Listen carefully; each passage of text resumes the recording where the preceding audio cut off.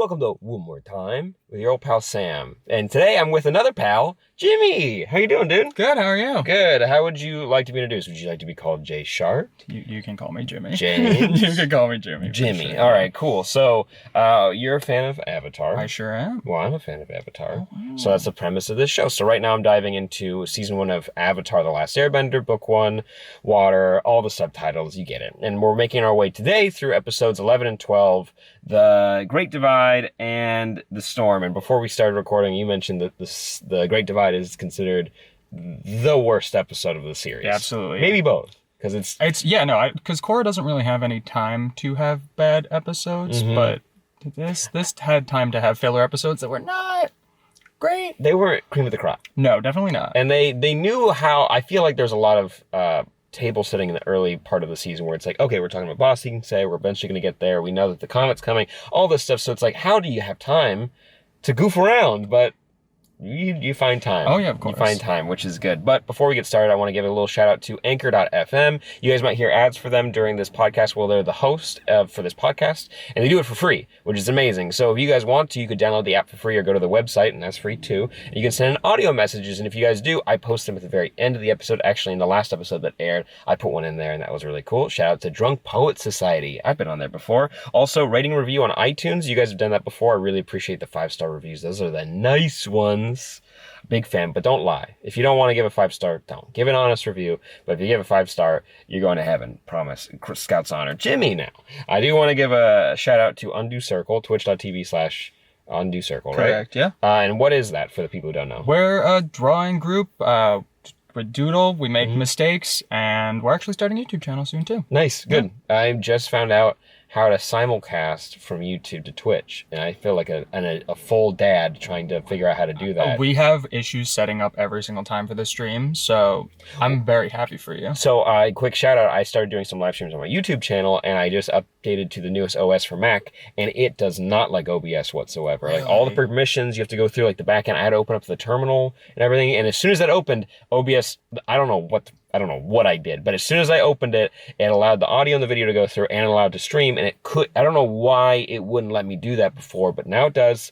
I'm going to do that more often. I want to simulcast, but it's super cool, and it's you, Pat, and Hannah. Correct. And for people who don't know, who's Hannah? Hannah is the third. She's Happy Panda She's the Party. Third. She's the third. She's the third of the three of us. She's been on YouTube forever, and now she's one of us. Very cool. Yeah. And you also worked on Friends with Answers. I did, yeah. Life Noggin, Play Noggin, third channel. Yeah, yes, I did do that. I did like all of the character art for that. It was really cool. They had me on for the last episode, which was nice. But Very cool. That was a really fun channel to work on. Very cool. Do you have any upcoming projects you want to plug? I mean, I have a Patreon. Oh, nice. I'm working on a short. I do commissions on there as well, and I am trying to do a monthly storyboarding. Very cool. Patreon.com/JShark. There you go. Go check it out. And also I'm going to be at Patreon Assembly this Saturday, and that's going to be fun too. So you guys don't care about that. So let's go ahead and not mess around. Also, go check out, I did a bad movie review with Pat from Undo Circle, Graziosi, and we watched Suicide Squad. And I had medium opinions about it. Like I did, there was is it the first time you watched it since it came out? Yeah, 100%. Okay. And we didn't watch the extended cut either. That's a good call. Yeah, I feel like though we cheapened it a little bit that we didn't watch the extended cut because Pat really hates that movie, and I really wanted him to get into it, get the full picture. I feel like it's unfair if he hasn't seen the real movie. I think he'll be okay. Well, speaking of bad stuff, let's talk about episode 111, The Great Divide. The synopsis for those of you who are nerds. Aang is tested as the Avatar when he must help two feuding clans cross a dangerous canyon peacefully. Did you ever watch those animated Dr. Seuss shorts? Yeah. Do you remember the one with like the people had stars on their tummies? And then there was a machine that there was people who had stars on their tummies and people who didn't have stars on their tummies. And people could go on a machine that would give them stars on their tummies or take away the stars. And so everyone gets mixed up at one point, and there's like a race war. And then there was and then eventually everyone's like, wait a second, the stars on our tummies don't make us who we are. What makes us come together is our hatred of difference. And then Dr. Seuss, then the story ends. Do you ever see that one? No. And it's a book too. Well, yeah, I bet. But I love Baby's First Race War. That's fun. That's a very good one. So. Well, you gotta learn, you don't do that. and that's important. So that's what the avatars thing is here. Essentially, yeah. Yeah, because you have the Zhangs, and I have it written down. Ganjin, thank you. I remember that one. I couldn't remember the other ones. Ganjin are the fancy ones. The Yes. Zhangs are the dirty ones. Yes. See, like a dirty Zhang feels like a slur. It feels... It kind of does, yeah. It also... And they really Ganjin made felt sure weird. Yeah. to say it a lot. Yeah. Like a whole lot. So you knew, like, the ones who dressed as, like, the elves from Lord of the Rings, those are the fancy ones, and then everybody else, the trolls or whatever, they're bad. Anyways, we have to get across the Grand Canyon, and apparently only one person can do that. Well, he's the guide. He's the guide. They said it's, like, thousands of miles long. Yeah, and they did that in a day. Yeah, they did it in a day. Like, how are we going to not eat during this whole thing? And it's like, well, I get why you'd want to bring food. Yeah. You should have food. Makes sense. I mean, if you're gonna like carbo load before though, and then good like, call. yeah, like a Michael Scott before Exactly. marathon, you gotta. Exactly. It's like a 10K, right? I forgot what it is. It's the fun run. Yeah. To stop rabies. Yeah, but we get to like learn some really pointless stuff. I was gonna say fun stuff, but I made sure to correct. It's really just on the nose. Yeah. Like the whole time. Wait, what is the lesson? Oh, is it the race war thing? I think it's the race war thing. Interesting. Oh, wow. I will say, I did like the use of like, okay, Aang's 100 years old, and he's been like, I've met a bunch of weird old people that I'm friends with. Seriously, yeah. And I like the use of the alternate animations when you get the Zhang version of it, the Ganjin version of it, and then his version of it. I like that they can utilize different styles like that. The best version of that is when they did the first Avatar story in Korra. Mm-hmm. That's my for sure. No, absolute absolutely. favorite. So but also the story's dumb. It's like they moved to even the real one where it's like an orb goes to one side, someone steals it, or he takes it and he goes and returns it. It's really dumb that's the reason they both hate each other for so long. Because they also don't really do that good of a job explaining like the importance of it. It's just it's the redemption ceremony for their season. I don't know. Yeah, like I don't know. It's a MacGuffin. It's gotta go from point A to point B, and if it doesn't, who knows? Also, shout out to the cave. The guide, because he snaps both of his arms in an accident. And he pretty much goes insane for the rest of the episode, Yeah. too. He's just like, I'm gonna die down here. I thought it was Ed Asner. I thought the voice act, because he looks like Ed Asner a little bit, but it's not Ed Asner. Also, he does plenty of voice acting, like he was on the Justice League animated series. He was Granny Goodness. Also, Up. So he's the old man in Up. Yeah. So and I was kind of hoping that he'd be in this because there's always these like random, really, really high ticket like.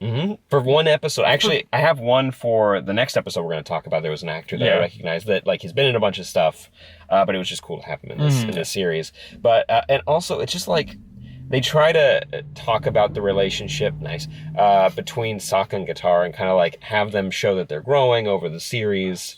But in this, it's like they like choose sides in like a feud between people that they don't care about. It's like overall it's inconsequential. Yeah. You just can't use cool bending in this episode. You fight monsters and you deal with cool monsters too. They're cool monsters. They're very nice designs. Yeah. That show it never skips out on the design. nails a monster design every time. And I do like that Aang can learn how to lie. But lie when it matters. Well, but it's nice because like you kind of see that he's this mischievous little kid. And, like, they kind of only play into it. And this is the first time where he's like, oh, no, I'm going to fuck with them. Like, real good. No, 100%. And I did try to write down all the lies that they told each other, the different stories. And it's just kind of dumb. Overall, this episode, I fully understand why it is the least beloved. No, let's call it that. You could call it the worst, least beloved, because I still think there are the pluses in this, I'd say, are like animation gets different. Yeah. And I like the design of the guide. He's got a cool mustache. He does. It's also where that gif of Aang comes from, where he's really excited. And we wouldn't have that. We wouldn't have that. I noticed that, and I was like, okay, one redeeming quality. This episode's got it. There it is. There's the one thing. We got to find, going through this one more time, with the good and the bad, you got to find the stuff that works and what doesn't. What the biggest thing is the memes that we got out of it. Thank God. And that's the most important thing to hold on to with this, where we can get their memes. Honestly, I'd give this episode like a 5 out of 10. Because I don't think it needs to go lower than that, but. Yeah, it's just fine. Yeah. But you could pass it and it wouldn't be a big deal. I was trying to remember why I didn't remember this one, and as you go on, you're like, oh, I know as much as I need to from this episode. Well, yeah, it's you remember the episode. It's the episode where they try and get across and he lies. That's it. That's it. And the memes. But you know what? Let's go ahead and move on to a very, very good episode, The Storm. All right, for episode 112, The Storm, is your synopsis. Aang relives the events after finding out that he is the Avatar 100 years ago and tells them to Katara, while Iroh tells the story of Zuko's scar and banishment to the crew. By the way, we see Azula for the first time. We do. I was going to point that out. Yeah. We see Azula for the first time, and we see Iroh direct lightning. Yes, that so was they're like super two cool. really big important things, like just hidden in this episode. Like, Yeah, and the other fun Easter egg is, one, there's actually a cool connection to Buddhism in this, which the show definitely means that when it comes to the reincarnation of the Avatar. But I wrote down James Hong is the other airbending master. So you have Monk Gyatso and then the angry, crotchety one. And he is, like eyebrows. Yeah. He's the voice of Panda. In Kung Fu Panda, he's his dad, the goose. Also, he's in... No one saw R.I.P.D. He is in that movie too. Correct. No one saw that movie. Ryan Reynolds and Jeff Bridges. Jeff Bridges. He's in that movie. Then we should watch that movie. Yeah. All right. You want to watch that one? No, but sure. We can watch that one. I've never seen it. I've also never seen it. So that'll be a fun. Hey, one more time. Someone's gonna watch that movie just one more time. Also, the Green Lantern movie. Oh no. We'll get to that one. I have to find, but important thing, I gotta find someone who likes it if I don't like it. So fair. So, and I was indifferent to the Suicide Squad movie, so that's why it was fun having someone who hated it. Got it. So if you ever have a movie that you love, but you know everybody hates, or you hate something that everybody loves, shoot me a text. I got so many. So with this episode, it's beautiful. Also, you finally have someone calling out Aang for like, you did run away. Like, I also like that they establish in this episode that his perspective of it is that he ran away, he got knocked out, woke up 100 years later, it's gone. So it's like, yes, it's his fault, but also the writers did a good job of kind of taking the blame off of him a little bit. Yeah, I mean, who plans on sleeping for 100 years? I don't. I mean, I'd try. I would love to, but... God, I love naps. I would really love to. Nap laps are amazing. Yeah. And also... I was talking with a friend, and they were saying that Zuko's story in this entire show is more interesting than Aang's, just because he has lost more than Aang has, in a sense. But Aang's lost his entire civilization, which is awful. But Zuko's living it from the beginning and has so much to overcome, like his own personal problems, also his family drama, and what he represents to the world. He's overcoming it in real time, whereas Aang got to like, oh, okay, I skipped all the bad stuff, and now I just got to deal with the repercussions. Yeah, and like in this episode, they really show you that it's always weird seeing Zuko without the scar. Yeah.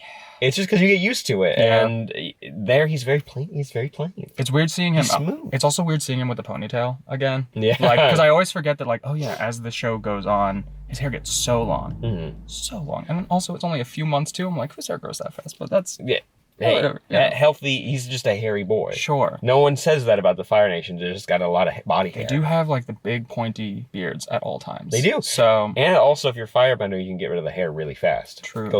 Oh god. And then you get to smell burning hair. Terrible all the time. Hey, no one's saying what the firebenders like thing their ship smell like. It's like Nightcrawler from the X-Men because he goes to a brimstone dimension and that's sulfur. So every time he comes back, it's always going to smell a little bit like a fart or a lot like a fart, and no one says anything about it. That's really polite that no one says anything. Well, he probably just teleported them, like saving their life, so it's like not the best time. Not the best time. It's like, later. Dude, you smell like farts like constantly, all the time. But you get to see that Zuko is a good kid. Yeah, and not only in his action when he saves his like general or his crew, I'll just say crewmate, when he falls and he catches them, it's a good moment to see like he has humanity, which you've seen throughout the season. But in this episode, you're like, no, he actually tried to save troops. He tried to do a good thing. And not only did his dad, Mark Hamill, totally forgot Mark Hamill does the voice of Firelord Ozai. Oh, wow. Right? Oh, wow. I did forget that as well. That's so cool. And that's the first time we hear his voice. True. And you get to see that, like, he just has a heart and he has a soul, and he's not always just screaming about honor or whatnot, but also you understand it more. Well, yeah, you understand that his entire story is just this, like, he loves his dad so much, which, like, that's a choice. But all he wants to do is either make him proud or like live up to his expectations, and that is his whole thing throughout, which is at least nice consistency-wise. Oh yeah, and you get to see it change and he grows. I can't wait to get to season 2 and rewatching it because that has some of my favorite storylines, especially Bossing Say. I totally forgot about like the brainwashing stuff. Yeah, dude. And it's like that's so cool. And also as the seasons go on, they get better and better for me. Oh, absolutely. Somebody was poo-pooing season 3, and I was like, Aang gets hair in that. Yeah, no, there's nothing bad about season How 3. can you be upset Season about 3 that? is wonderful. You get Suki back, like, Mm-hmm. and that's it. That's the whole season. That's it. And that's all you need. Nothing else happens in that. Timber Island Players episode. That's exactly too. what I was thinking about. Which is one of the best episodes. Yeah, it's a good show. Yeah, That's exactly the episode where I picked back up because I watched part of the first season and then I kind of walked away. And thank God people were watching the show. And so once it got to season 3, I was like, you know what? I think I saw someone get he got struck by lightning at the end of season 3 or season 2, and I saw that GIF. I was like, okay, well, like let me go back and check, and I got to watch it from there. And then in like the 2 weeks leading up to the finale, I watched all of it. Oh wow! So I could catch up, which is easier to do than other shows because it's like they're 20 minutes. Yeah, that's why I've been bundling them so that I can kind of like pad it out a little bit. But also when it comes to Aang's storyline, I appreciate that Aang was just acting like a kid. He's acted like an immature kid for like most of the season. I mean, yeah, it's consistent, which is nice. But also, it's like, yeah, he was sad because he was being taken away from like his father figure kind of guy. He was sad because all of the kids like didn't want to play with him anymore. Which, like, if you're 12 years old, that's gonna hit you. That's your whole world. That's everything. Also, they're nomads, man. There's nobody else there. Who else is he supposed to hang out with? The old people? Yeah, which he was. Because he had no other choice. One old person too. Everybody else was like, the rest of the old people wanted him to go and like fight the world, and he's 12. Like he's still 12. I don't know if we all forgot that, maybe. Yeah, he's still emotionally. He's 12. He is 12. Like that's just what it is. So the fact that they're like, well, we were gonna wait until you were 16 to tell you that you're the Avatar and you got to fight the world, and it's like, those 4 years. That's crazy time for a kid. Imagine what, a 6th grader fighting the world. I'm trying to remember 12-year-old me because I was young for my grade, so I was in 7th grade when I was 12. Oh wow, okay. Yeah, I definitely was a nerd, and if you gave me a lot of responsibility, I would have crumpled. That's fair. Yeah, I would have failed very quickly. But when they talk about how they found out Aang was the Avatar, I love that, that's actually the same way, or similar way, let's say, the way the Dalai Lama is chosen. Yeah. Because they basically hide toys that are reminiscent or symbolic for them around a bunch of other stuff, and if this baby is attracted to those toys specifically, that's the Dalai Lama. So it works the same way for Aang, and I thought that was really interesting, and what's special about it for this is that they're past live toys. Yeah. So they mean even more to them. Yeah, they're so significant, and then they're not just like, oh, these are toys we thought you would like. And also, it now makes sense why he tried to fly away, or just, basically he was just going to go get some air for a second, and an accident happened, which is still his fault to a degree, but also not. And it'd be kind of cool if they established in this that storms always kind of make Aang feel a little Oh, he's got on like a edge. PTSD kind of thing. Like a little bit. Like, I mean, to deal with the trauma in that show would be nice, but I mean, they do that in Korra so much, so I think they got it covered. oh yeah, when end of season 3, Korra kind of goes through it. She goes through all of it. Yeah, she goes through Literally all of it. Man, I love, not that this show is bad in any way, besides the episode we just talked about, The Great Divide. Which is fine. But Korra, I think, is just stellar all the way through.